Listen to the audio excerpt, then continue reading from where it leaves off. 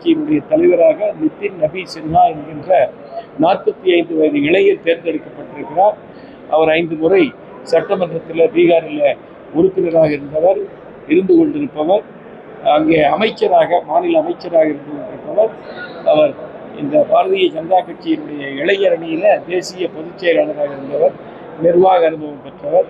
ஆகவே எந்த குடும்பத்தையும் சாராத ஒருவர், யாருமே எதிர்பார்க்காத ஒருவரை பாரதிய ஜனதா கட்சியானது இன்றைக்கு தேசிய தலைவராக அறிவித்திருக்கிறது.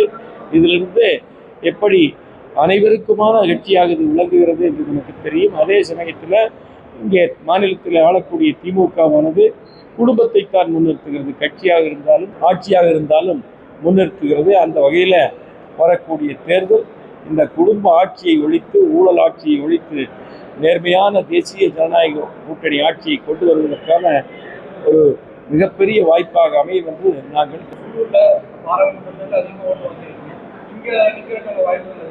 இல்லை, அது நாங்கள் இப்போ நாம் இப்போ சொல்ல முடியாது. அதுக்கு கூட்டணிக்கான பேச்சுவார்த்தை இன்னும் ஆரம்பிக்கவே இல்லை.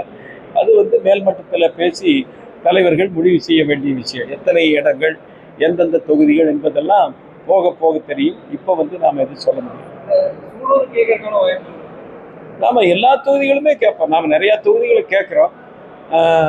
நம்ம கூட்டணி கட்சிகள் எல்லாரும் உட்கார்ந்து பேசும்போது நமக்கு வாய்ப்பு இருக்கக்கூடிய தொகுதிகள் எல்லாமே நாம் கேட்போம். சூலூர் தொகுதியும் வாய்ப்பு இருக்கக்கூடிய தொகுதி தான். அப்புறம் கூட்டணியில் எப்படி பேச்சுவார்த்தையில் முடிவாகுதோ அந்த அடிப்படையில் இடங்கள் வருகிறது.